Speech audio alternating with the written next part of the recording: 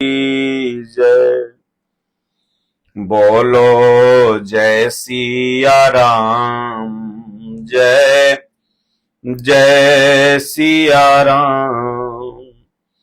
बोलो जय गुरुदेवम,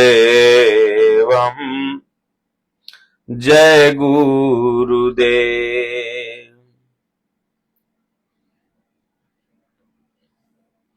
बोलिए श्री सद्गुरुदेव भगवान की जय। आज की भगवत चर्चा में हमारे पूज्य गुरुदेव भगवान के सबसे बड़े गुरु भाई परम पूज्य श्री 1008 सच्चिदानंद महाराज जी धारकुंडी सरकार और आपका एक नाम ब्रह्मचारी जी के रूप में था, जो दादा गुरु के प्रथम शिष्य हुए थे। आपका कहनाम है कि पूरे जीवन का जो मूल उद्देश्य है साधकों के लिए, तो आप कहते हैं कि सद्गुरु की शरण में जाओ, संपूर्ण ज्ञान की कुंजी मिलेगी। अभी 100 वर्ष से अधिक उम्र महाराज जी की हो चुकी है। बिल्कुल स्वस्थ हमारे आपके बीच में अपने उपदेशों के माध्यम से ज्ञान गंगा प्रवाहित करते रहते हैं। पूज्य गुरुदेव भगवान ने जीवनादर्श एवं आत्म अनुभूति पुस्तक में महाराज जी की बड़ी ही सुंदर जीवनी बड़े कम शब्दों में लिखी है। वहीं आज की भगवत चर्चा में हम लोग जानने का प्रयास करेंगे। दादा गुरु महाराज जब चित्रकूट सती अनसुईया में विराजमान हो गए, भगवान ने स्थिति दे दी, स्वरूप मिल गया, तो शिष्य के रूप में, प्रथम शिष्य के रूप में आप ही महाराज जी का शिष्य बने और आपको स्वप्न आया महाराज जी के बारे में। दादा गुरु महाराज एक दिव्य विभूति महापुरुष थे और भगवान से केवल भगवान की ही अपेक्षा रखते थे। वो यहां तक कहते थे, हो हम अपने पेट की चिंता क्यों करें, जब भगवान ने हमें साधु बनाया है तो पेट भी भरेंगे। तो उसी तरह सेवक वगैरह की भी बहुत चिंता नहीं करते थे। तो लेकिन एक उम्र के बाद हर व्यक्ति को, हर महापुरुष को सेवक की जरूरत होती है। तो इसी अंतर्द्वंद में ब्रह्मचारी जी को स्वप्न होता है कि अनसुईया आश्रम चलो, वहीं तुम्हें परम शांति मिलेगी। साथ ही साथ श्री परमहंस जी को यह स्पष्ट संकेत मिलता है दादा गुरु महाराज को कि एक युवा साधक आपकी शरण में आ रहे हैं, उन्हें ब्रह्म विद्या का उपदेश करिए। स्वप्न संकेत के अनुसार ही ब्रह्मचारी जी श्री परमहंस आश्रम के लिए प्रस्थान करते हैं। यहाँ महाराज भी अनुभव में निर्दिष्ट साधक की प्रतीक्षा ही कर रहे थे। तब क्या था, घूमते विचरते ब्रह्मचारी जी अनसुईया आश्रम आ पहुंचे। यहाँ पर महाराज जी के चरणों में प्रथम दर्शन ने ही ब्रह्मचारी जी के मानस में उठने वाले समस्त अंतर्द्वंदों का पूर्ण शमन कर दिया। हृदय गदगद हो गया, वाणी मूक हो गई और सदा सदा के लिए महाराज श्री के चरणारविंदों में आत्मसमर्पण कर ब्रह्मचारी जी आत्म विभोर हो गए। श्री परमहंस महाराज जी की छत्र छाया में सतत साधनार्थ जीवन व्यतीत करते हुए सद्गुरुदेव की महती कृपा से कुछ ही वर्षों के उपरांत आप जीवन मुक्त होकर स्वरूप में स्थित हो गए। भविष्य दृष्टा संत, एक महात्मा बहुत अच्छे पधारे जो धारकुंडी सरकार पूज्य सच्चिदानंद जी महाराज, जिन्हें प्यार से ब्रह्मचारी जी दादा गुरु महाराज बुलाते थे, उनके बारे में भविष्यवाणी किए। एक बार ब्रह्मचारी जी को अनुभव में दिखाई पड़ा कि एक कुत्ता वेद पढ़ रहा है। हमारे स्वामी जी कहते हैं साधक होनी देखता है, स्वप्न नहीं देखता। वो आगे क्या होगा भगवान स्वप्न सुरा संबंधी से बताते हैं।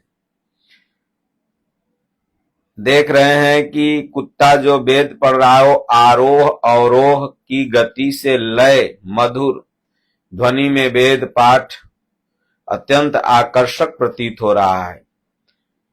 तब धारकुंडी सरकार ने अपना अनुभव पूज्य दादा गुरु महाराज को सुनाया। महाराज जी ने कहा, देख कुत्ते के तरह उलूल जुलूल बेस बनाए फिरत कुबेश साधु सन्मानु जिमिजग जाम मंत हनुमानु। कोई अच्छा महात्मा आएंगे, ध्यान देना कहीं वो निकल न जाए, सेवा जरूर करना। लोग सतर्कता के साथ मंदाकिनी के तटवर्ती मार्ग की निगरानी करने लगे। लगभग 10 बजे पागलों जैसी वेशभूषा का एक व्यक्ति उस रास्ते से होकर निकले, जो सीटी बजाने की मुद्रा में कुत्ते की तरह ओहुम की ध्वनि निकालते जा रहे थे। वास्तव में संत बड़े छिपके रहते हैं। उन पर दृष्टि पड़ते ही महाराज जी को संकेत मिला कि कुत्ता वेद पढ़ रहा है, यह यही है। महाराज जी ने उन महात्मा को सादर ले आने को कहा। किसी की समझ में नहीं आता था कि ऐसे भी महात्मा हो सकते हैं। फिर भी ब्रह्मचारी जी ने समीप जाकर उन्हें प्रणाम किया, आश्रम में ले आए। आश्रम में श्वास प्रश्वास से स्पष्ट जाप वो कर रहे थे। महाराज जी ने कहा, थोड़ी देर के लिए जाप बंद करो, पहले विचार कर लो कि आप कहाँ आए हो। वे मुस्कुराते हुए शांति पूर्वक बैठ गए। ब्रह्मचारी जी ने स्वयं भोजन बनाकर श्रद्धा सहित उन्हें निवेदित किया। प्रसाद पाकर तृप्त हुए बोले, बहुत सुंदर, बहुत बढ़िया। धारकुंडी महाराज जी ने, क्योंकि भंडारी वहीं थे, तो प्रसाद बनाने की सेवा धारकुंडी महाराज जी की थी। उस समय बड़े और पहले साधक शिष्य वहीं थे, तो उनका बनाया हुआ प्रसाद वो महात्मा खाए और उसके बाद बोले, बहुत बढ़िया, 3 साल नहीं 6 साल में एकदम पार हो जाओगे। आशीर्वाद दे दिया। गुरु महाराज जी की सेवा में लगे रहो। सामने पहाड़ की ओर देखकर उन्होंने कहा, यह जंगल कट जाएगा। कुछ क्षणों पश्चात उन्होंने कहा, यहाँ गायें चरेंगी। दूसरे दिन उन्होंने प्रस्थान किया। ब्रह्मचारी जी ने कुछ दूर तक जाकर बड़े सम्मान से उन्हें विदा किया। उन दिनों किसी को कल्पना नहीं थी कि यह जंगल कट सकता है। स्वतंत्रता प्राप्ति के पश्चात सरकार द्वारा जंगलों को काटने का ठेका मिलने लगा। टेकरिया से भागवत प्रसाद जी ने नदी पार आश्रम के सामने पहाड़ी वृक्षों को काटने का ठेका लिया।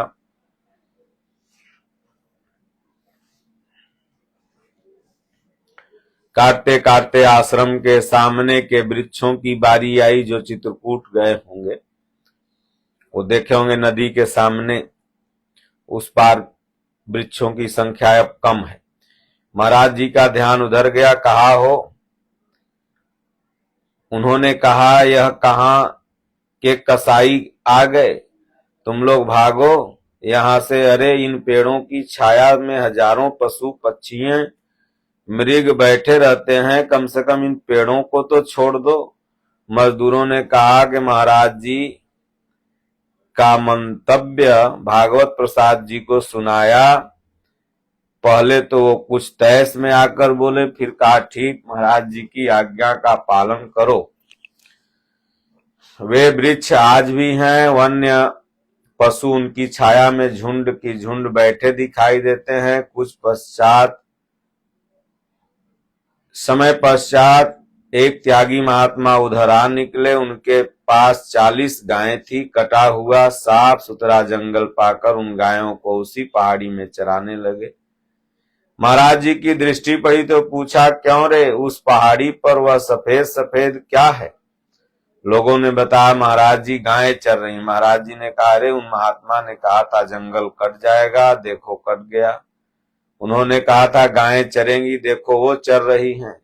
उन्होंने और क्या कहा था? तो भक्तों ने बताया, ब्रह्मचारी जी के लिए कहा था कि 6 वर्ष में लक्ष्य की प्राप्ति अर्थात साधना की सिद्धि हो जाएगी। ब्रह्मचारी को बड़ा हर्ष हुआ, मतलब धारकुंडी महाराज जी को। अति विशिष्ट अनुराग से वे चिंतन में लग गए। सेवा और सुमिरन में उन्होंने दिन रात एक कर दिया और 6ठे वर्ष की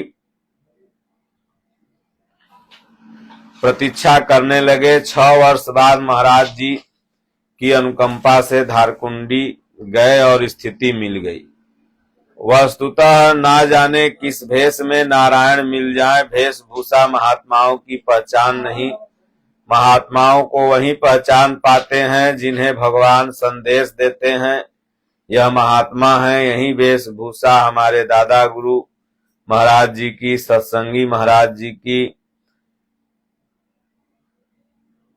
महाराज जी को आकाशवाणी हुई, इस मंदिर में तुम्हारे गुरु महाराज हैं। किसी को कल्पना भी नहीं थी कि वह गुरु भी हो सकते हैं, किंतु वह अंतर्ज्ञान संपन्न ब्रह्म विद्या के ज्ञाता निकले। तो इस तरह से धारकुंडी महाराज जी अपनी साधना की यात्रा में लग गए। दादा गुरु महाराज जी की शरण में ब्रह्मचारी जी अर्थात धारकुंडी महाराज की और करपात्री जी के बीच की वार्ता। भारत आजाद हो चुका था। प्रजातंत्र में विभिन्न दल अपना अपना प्रचार बढ़ा रहे थे। जब दादा गुरु महाराज जिंदा थे उसी समय भारत आजाद हुआ था। उनमें एक दल राम राज्य परिषद भी था, जिनका संचालन जाने माने विद्वान स्वामी करपात्री जी कर रहे थे। वे धर्म का नारा लगाते हुए चित्रकूट आ पहुंचे। श्री करपात्री जी बाद में अपने राम राज्य की मीमांसा करते हुए कहा कि राम राज्य तो योगी के हृदय देश की एक विशेष स्थिति है। भूखंडों और पिंडों में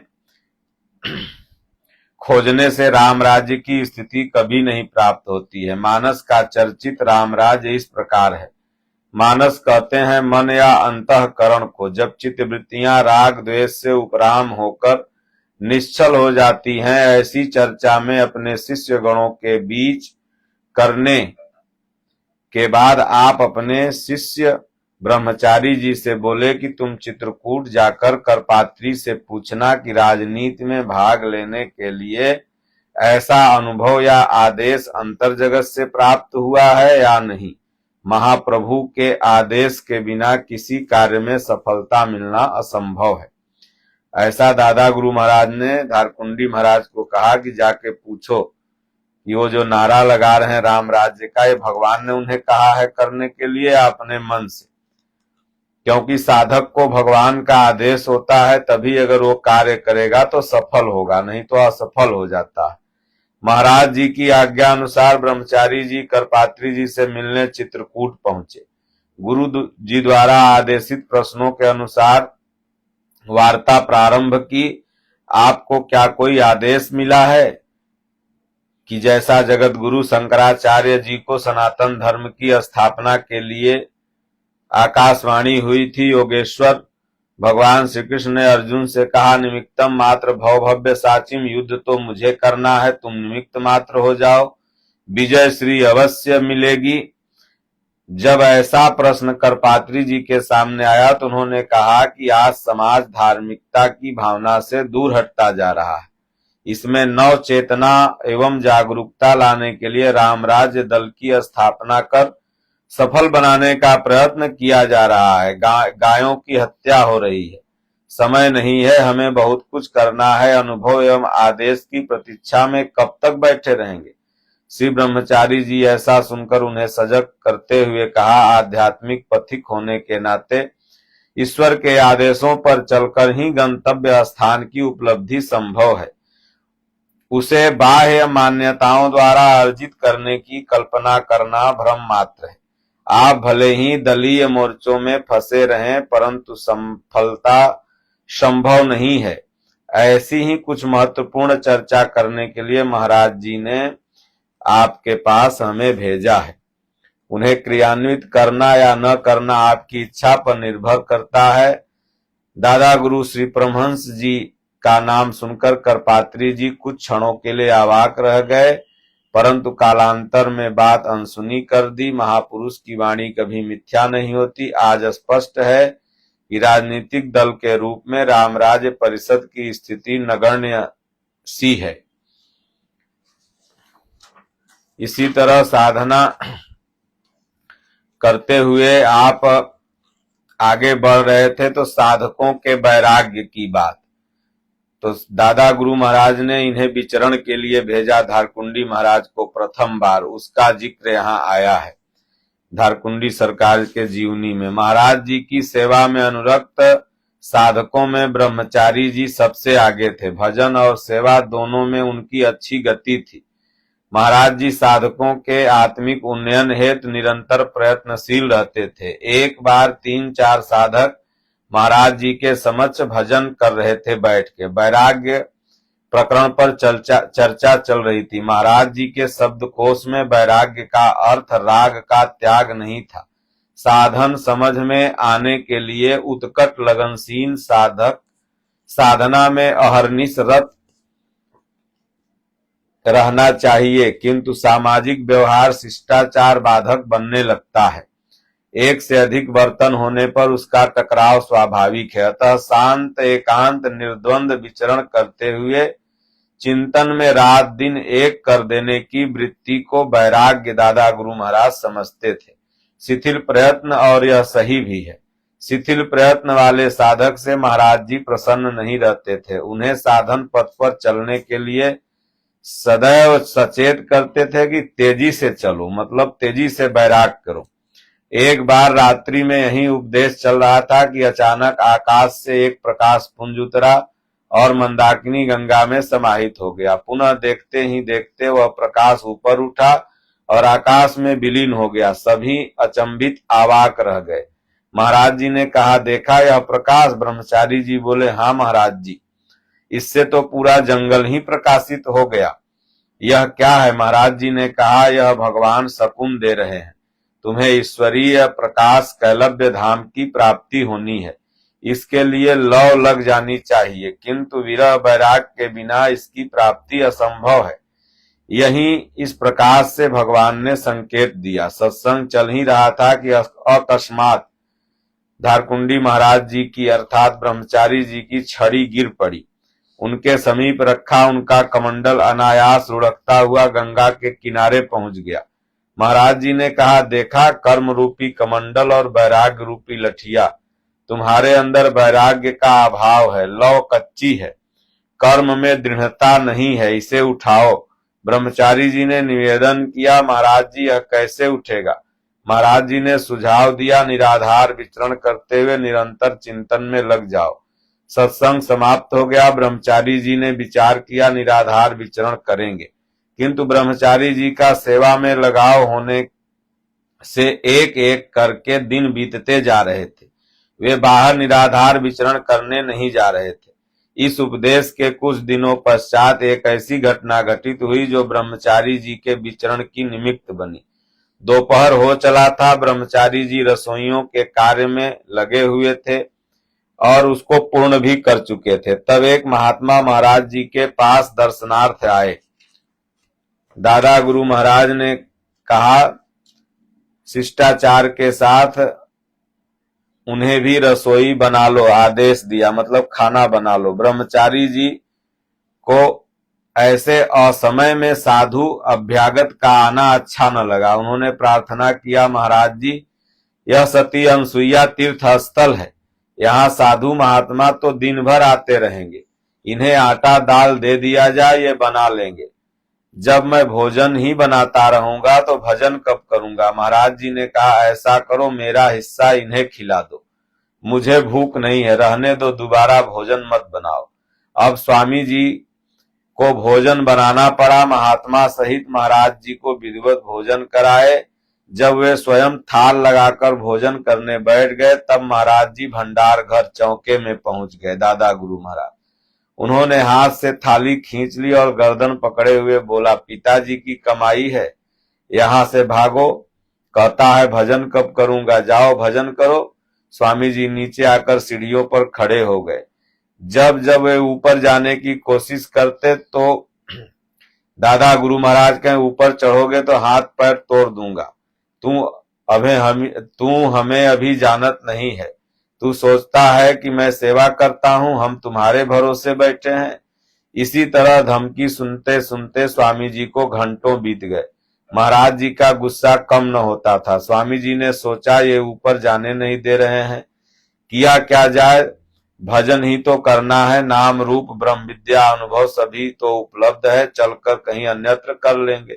और चल पड़े। उसी समय आश्रम के भाविक संत यमुना पांडे उधर से आ रहे थे।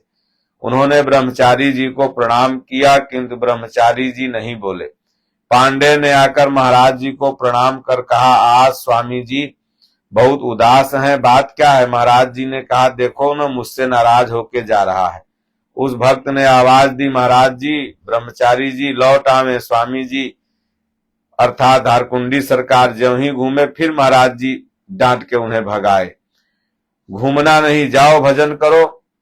जंगल में चलते चलते ब्रह्मचारी जी को रात हो गई। एक पहाड़ी नाले पर उन्होंने देखा गांव के कुछ लोग 100 दाह संस्कार अर्थात लाश जला रहे थे। ठंडी का महीना था। ब्रह्मचारी जी ने सोचा जब ये चले जाएंगे तो यहीं पर बैठ के रात भर धुनी तापेंगे। उन लोगों के जाने के पश्चात आप उसी चिता के सामने बैठ करके आग तापने लगे। मध्य रात्रि में उन्हें याद आया कि इसी चिता पर 100 जलाया गया है, कहीं वह भूत न बन जाए। क्रमशः उन्हें लगने लगा कि वह भूत बनकर उपद्रव कर सकता है, अर्थात डर लगने लगी। अतः उन्होंने संपूर्ण तत्परता से महाराज जी का आवाहन किया, मतलब महाराज जी को, दादा गुरु महाराज को याद करने लगे। इतने में जैसे ही एक दृश्य की तरह महाराज जी का रूप पहुंचा, बोला, जब मैं तेरे साथ हूं, आगे पीछे हूं, चारों ओर से देख रहा हूं, तो तुम किस भूत से डर रहा है? ब्रह्मचारी जी आश्वस्त होकर भजन करने लगे, आराम भी किया। प्रातः वहां से चल पड़े। बढ़िया सगुन मिला, अर्थात गुरु अपने शिष्य के साथ साथ सदैव रहता है। एक बार धारकुंडी महाराज जी सोए थे और मचान पर शेर उनके आगे पीछे घूम रहा था, चारों तरफ से देखने के लिए कि खा लें। तो कुछ देर बाद ऐसा लगा कि एक चटकना कोई मार रहा है। जब जाग के बैठे, नीचे देखे तो शेर चारों तरफ घूम रहा है। तो इस तरह से सदगुरु अपने शिष्य की, भगवान अपने भक्त की रक्षा करते हैं।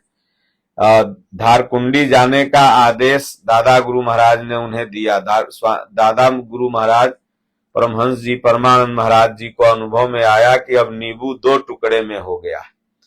उन्होंने कहा, देखो अब जो तुम्हें मिलना था मिल गया, अब नींबू 2 टुकड़े में हो गया। अब तुम्हारे छाती में अगर केस है, बाल है, तो जाओ धारकुंडी में रहो।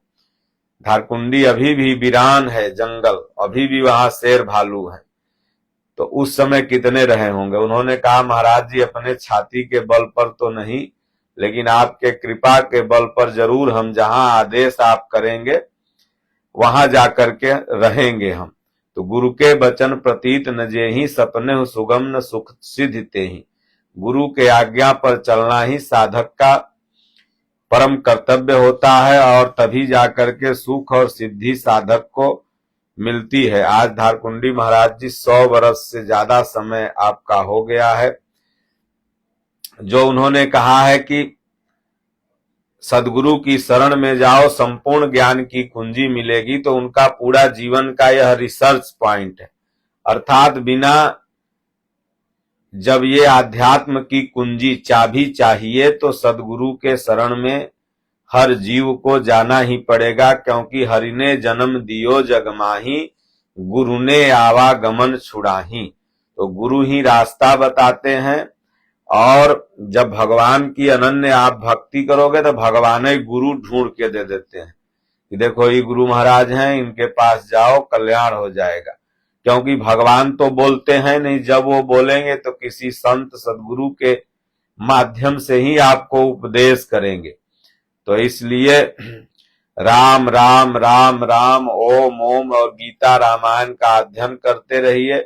जब पुण्य पुरुषार्थ उदय होगा तो जैसे हर जीवों को भगवान गुरु दिए वैसे आपको भी दे देंगे और उनके बताए मार्ग पर आप चलने लगेंगे, कल्याण हो जाएगा। योगम क्षेमम वहाम्यम, गुरु आपकी सुरक्षा करते हुए, दादा गुरु महाराज कहते थे जैसे जवान बिटिया की देखभाल करते हुए परिवार वाले उसका शादी ब्याह कर देते हैं, उसी तरह से साधक के योग क्षेम की रक्षा करते हुए जब तक भगवान से नहीं मिला देते हैं गुरु, तब तक उसका पीछा नहीं छोड़ते। अर्थात लाद दे, लदाए दे और लक्ष्य तक पहुंचाए दे। बोलो गुरुदेव भगवान की जय, राजा रामचंद्र भगवान की जय, बाके बिहारी लाल की जय। हरिओम शांति।